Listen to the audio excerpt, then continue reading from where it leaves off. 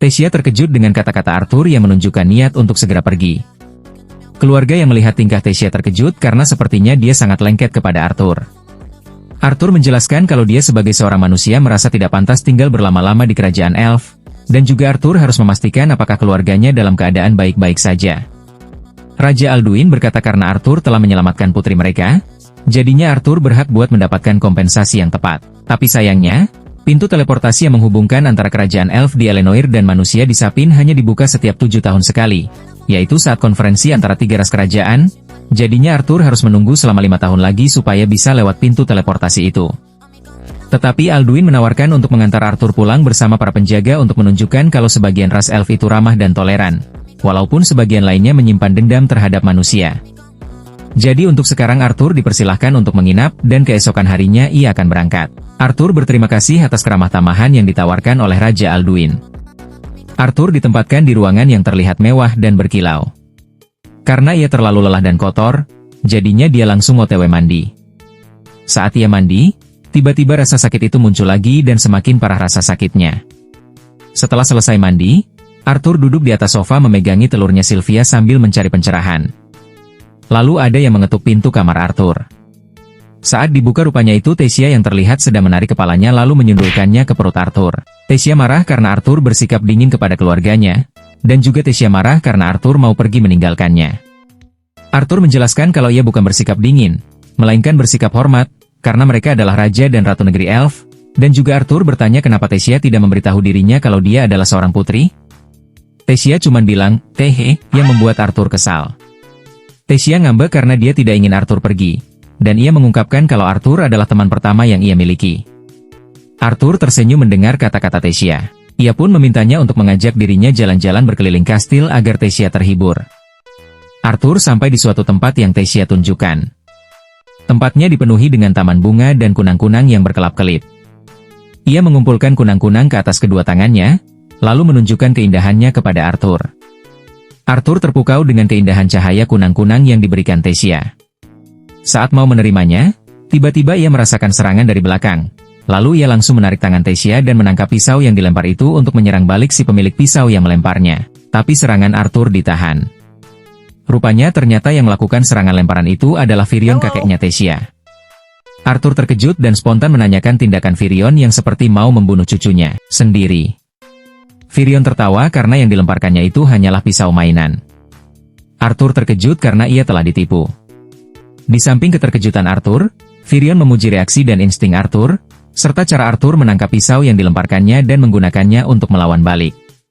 Sehingga ia bisa percaya kalau cerita Arthur yang menyingkirkan para pedagang Buddha seorang diri adalah benar. Tesia mengomeli Virion agar tidak mengganggu Arthur. Virion mengerutkan alis karena kata-kata Tesia dan berkata, "Seharusnya kau tahu kenapa aku datang ke sini." Arthur dalam batinnya bertanya-tanya, kenapa Virion datang ke tempat ini? Virion bermonolog kalau dia sudah lama tidak bertemu dengan seseorang yang menarik. Virion pun melemparkan pedang kayu pada Arthur dan ingin mengujinya. Arthur menangkap pedang kayu dari Virion dan langsung menebaskannya ke arah lehernya. Tesia berteriak memanggil kakeknya, khawatir terjadi sesuatu. Tapi seperti yang terlihat Virion tidak kenapa-napa dan hanya tersenyum pada Arthur. Arthur bersiap dan mulai menyerang Virion lagi. Tapi Arthur hanya mengenai jubahnya, dan Virion muncul di samping Arthur mengincar leher miliknya. Arthur sadar dengan serangan Virion yang tak bisa dihindarinya, jadinya ia langsung mengambil posisi bertahan. Serangan tinju datang dari tangan satunya lagi Virion. Arthur melompat menghindari tinju, tapi rupanya ia mengembalikan lagi tangannya ke belakang melakukan back elbow dan menghantam Arthur yang masih berada di udara hingga ia pun terpental dan pedangnya terlepas. Arthur berlari kembali mengambil pedangnya, dan adu serangan pun dimulai kembali antara Arthur dan Virion. Walaupun Arthur telah meningkatkan tubuhnya dengan mana dan mempresisikan gerakan tubuhnya, ia tetap tidak bisa mengikuti tempo Virion. Alih-alih dirasa ada kesempatan untuk menyerang, ia malah diselengkat oleh Virion. Tapi Arthur tidak terjatuh dan malah berputar di atas mengambil pedang dan memukulkannya ke jidat Virion yang terlambat menghindar. Arthur jatuh terguling-guling di tanah. Tesia segera menghampiri Arthur dan membantunya. Virion tertawa karena ia tidak menyangka kalau ia bisa mendapatkan pukulan dari Arthur yang dia lawan. Tesia cemberut kesal dan dia pun mencubit kakeknya yang mengganggu Arthur. Tesia memarahi Virion karena tidak menahan diri. Virion berkata ia takut kalau dia yang akan kalah kalau dia menahan diri. Arthur yang baru berdiri merasa terhormat karena Virion berpikiran tinggi padanya. Virion langsung menatap Arthur atas kata-kata yang dikeluarkannya dan menyuruh Arthur untuk menjadi muridnya. Virion bertanya apakah Arthur siap atau tidak. Arthur bertanya balik apakah Virion benar-benar serius atau tidak, karena Arthur yang seorang manusia memangnya bakal diizinin tinggal di kerajaan elf? Virion menjelaskan jika selama Arthur berada di bawah pengawasan Virion, maka tidak akan ada yang berani mengusir Arthur, dan juga Virion bisa mengajar jauh lebih baik dibandingkan para penyihir di Sapin. Arthur tetap menolak tawaran Virion. Lagi pula ia masih tidak tahu keluarganya masih hidup atau enggak. Virion menawarkan Arthur kalau ada cara untuk berkomunikasi kepada keluarganya.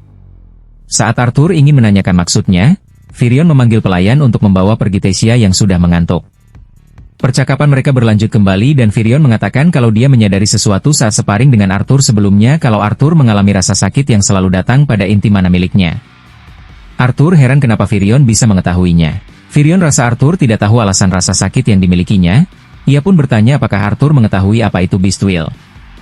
Virion menjelaskan kalau Beast Will adalah kemampuan yang diturunkan satu kali oleh suatu Beast baik kepada anak-anaknya, maupun kepada orang yang terikat dengan Beast itu, untuk meneruskan kehendak atau kemauan mereka. Singkatnya orang yang mewarisi Beast Will itu mendapatkan kekuatan khusus milik Beast itu sendiri. Virion juga mengatakan kalau kekuatan Beast Will milik Arthur begitu kuat, tetapi lebih banyak buruknya daripada baiknya untuk sekarang. Karena Virion tampak mengerti dengan Beast Will, Arthur bertanya apakah Virion juga memiliki Beast Will. Iya, kata Virion. Dan Virion juga disebut sebagai Beast Tamer, yaitu orang yang bisa menaklukkan monster yang ada di dalam diri mereka sendiri. Virion tahu kalau Arthur sangat ingin kembali ke keluarganya, tapi kalau pulang sekarang akan sangat beresiko. Karena kekuatan Beast Will milik Arthur terlalu kuat untuk Arthur yang masih kecil. Dan bisa-bisa itu membunuh Arthur dari dalam jika tidak segera dikendalikan. Arthur sedang tidur dan tiba-tiba ia merasakan ketindihan. Ia serasa melihat sesosok jurik bayangan hitam dalam tidurnya. Ia bertanya-tanya, apakah jurik itu adalah perwujudan dari rasa takutnya? Atau bebannya?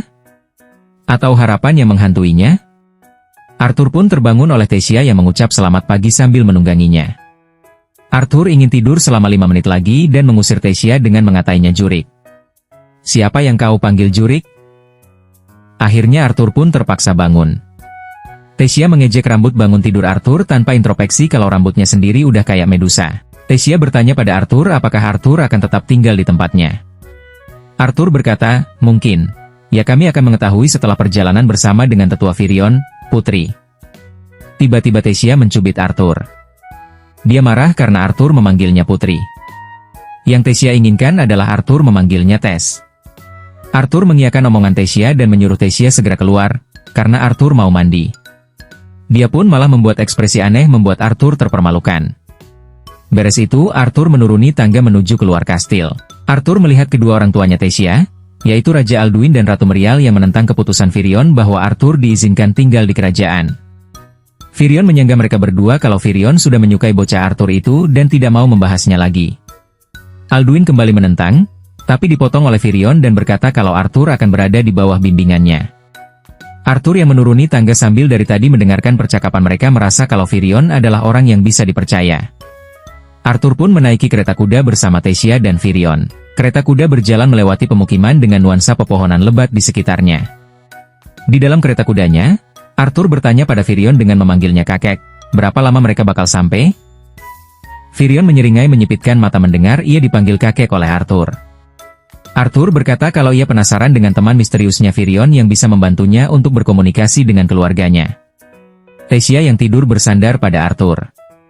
Melihat itu, Virion bercerita kalau Tesia bangun pagi-pagi sekali karena Arthur. Sambil mengusap pipisnya, Virion menceritakan kalau Tesia, sebagai putri satu-satunya kerajaan, membuatnya tumbuh dalam kesepian dan selalu dilukai oleh orang dewasa dan anak-anak yang berpura-pura menjadi temannya. Sehingga ia pun menjadi dingin tetapi tidak kejam dan membangun tembok sosialnya sendiri. Tapi gara-gara Tesia bertemu Arthur, ia pun bisa tersenyum cerah seperti dulu lagi. Karena itu, Virion bersyukur dan berterima kasih kepada Arthur. Kereta kuda menghentikan lajunya membuat Tesia terbangun. Pelayan membukakan pintu menandakan mereka sudah sampai di tempat tujuan. Orang yang mereka datangi memiliki rumah seperti terbuat dari batu. Arthur penasaran dengan orang seperti apa yang akan membantunya, sehingga membuat seorang Virion yang adalah seorang mantan raja sampai jauh-jauh datang ke tempat ini. Tiba-tiba Virion menendang pintu rumah, berteriak menyuruh keluar seseorang, membuat Arthur dan Tasya terkejut. Pintu terbuka, memperlihatkan wanita elf tua yang marah karena disangka budek.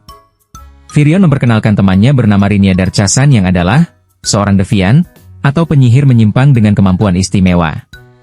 Arthur membungkukkan badan dengan hormat. Rinia menyuruh mereka untuk masuk.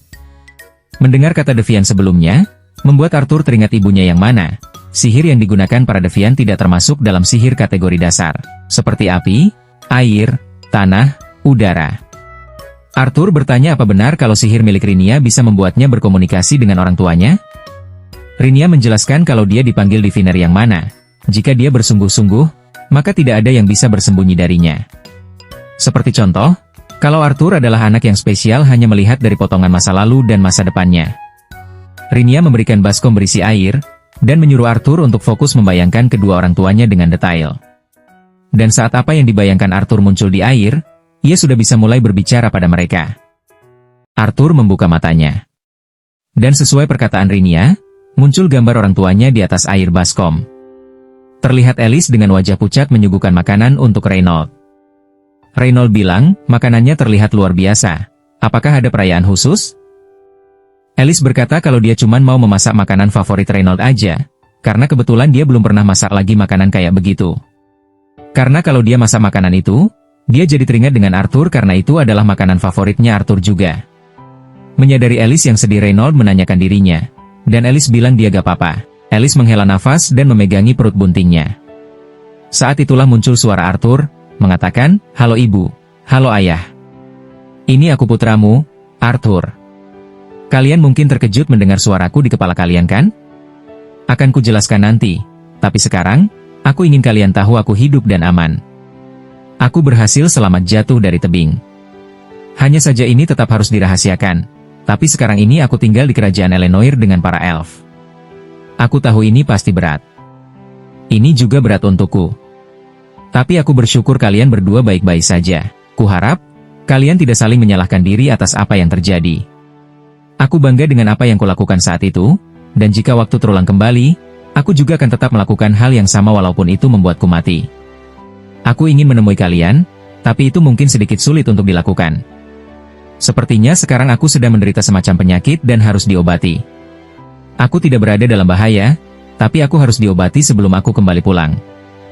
Aku tidak bisa memastikan kapan aku bisa menghubungi kalian seperti ini lagi. Di sini ada penyihir deviant yang seperti dirimu ibu. Dialah orang yang telah membuat kalian bisa mendengar suaraku. Ayah, aku akan tetap latihan sihir dan bertarung saat masa penyembuhanku. Jangan terkejut jika aku bisa mengalahkanmu di pertandingan saat pertemuan kita selanjutnya. Jaga ibu dan bayi itu tetap sehat. Ayah, ibu, aku sayang kalian berdua. Jaga diri kalian sampai aku kembali. Mendengar putra mereka baik-baik saja, mereka berdua bercucuran air mata kebahagiaan dan berpelukan. Di sisi lain, Arthur menangis mengetahui kalau kedua orang tuanya ternyata baik-baik saja. Arthur mengangkat wajah kepada Virion dan berkata, kalau dia siap tinggal untuk menjadi muridnya Virion. Setelah selesai berurusan dengan Rinia, mereka pun kembali ke istana kerajaan. Alduin berdiri menyambut bersama istrinya Merial di depan pintu. Saat Arthur mau jalan lewat pintu, tiba-tiba ia dihadang oleh tangannya Alduin. Rupanya Alduin cuma mau minta maaf saja ke Arthur, bersama Merial yang mengatakan anggap saja tempat ini kayak rumah sendiri. Mulai sekarang keberadaan Arthur akan sangat disambut oleh keluarga kerajaan. Arthur dan Raja Alduin pun saling berjabat tangan. Tiba-tiba Tasya berdiri di depan Arthur, meminta izin kepada kedua orang tuanya untuk bermain di luar berdua. Singkat cerita setelah bersiap, Arthur sedang menunggu Tasya di tangga. Tasya datang dengan outfit imut miliknya dan berkata, "Ikuyo! Ato!" Mereka berdua pun pergi ke pemukiman yang ramai penduduk sambil berpegangan tangan. Tiba-tiba ada bocah elf lelaki yang menabrak Arthur. Bocah elf itu bukannya minta maaf malah bersikap rasis menunjuk-nunjuk Arthur. Tasya dan Arthur terlihat kesal. Bocah elf laki-laki itu memperkenalkan diri namanya Ferit Ifsaar II, mengajukan diri untuk menemani Tasya jalan-jalan. Arthur tersenyum smirk ingin berbuat iseng kepada Ferit. Ia pura-pura kaget mendengar nama Ferit Ifsaar dan memplesetkannya menjadi Ferit Ivisaur. Ferit yang awalnya mau bangga tidak jadi, karena ia sadar abis dibego-begoin sama Arthur. Arthur membungkukkan badan, memberikan sedikit satiran dalam penghormatannya dan pamit pergi bersama Tasya. Fairit menyuruh berhenti pada Arthur yang mau pergi. Arthur tersenyum karena sadar kalau Fairit tidak sebodoh yang Arthur kira. Fairit mengeluarkan sapu tangan dan melemparnya ke tanah mengajak Arthur berduel. Tasya menegur Fairit kalau itu adalah tindakan tidak sopan karena telah menantang seorang murid dari kakeknya yang juga adalah seorang mantan raja kerajaan ini. Fairit bilang kalau dia melakukan itu karena dia tidak terima kalau harga dirinya dipermalukan. Ia menyuruh Arthur memilih antara menerima duel atau tidak. Kalau Arthur tidak menerima duel, dia harus pergi sambil merangkak. Arthur bertanya-tanya dalam dirinya, apakah duel adalah tradisi para warga kerajaan elf? Karena Arthur kelihatannya cuma diam aja, jadinya Fairit anggap sebagai opsi menerima tantangan. Tasya menjadi wasit di antara duel mereka berdua. Banyak warga elf yang menghentikan masing-masing aktivitas mereka untuk menonton duel tersebut. Tasya memulai duel mereka. Fairit ancang-ancang untuk menyerang, tapi belum selesai ancang-ancang Arthur sudah melesat di depannya dan menampol wajahnya hingga jatuh. Tasya sudah menduga kalau hasil duel Arthur akan seperti itu. Tasya memegang tangan Arthur menariknya dan mengajak pergi. Mereka berkeliling seharian mulai dari toko senjata, perpustakaan, pedagang kaki lima, sampai nongkrong di balkon atas. Tasya bertanya pada Arthur apakah ia merasa gugup dengan pelatihannya yang akan dimulai besok. Ditanya hal itu, ia langsung teringat dengan omongan Virion tentang pelatihannya yang tidak akan mudah.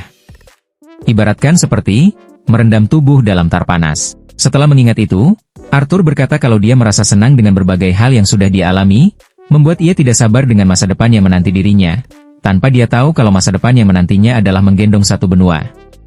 Dan begitulah season 1 dari manhwanya, atau volume 1 dari novelnya berakhir. Kalau dilihat dari adaptasi animenya itu sendiri, ini mencapai episode 6 dari animenya. Terima kasih karena telah menonton atau mengklik video ini. Jangan lupa untuk like dan subscribe ya teman-teman. Dah.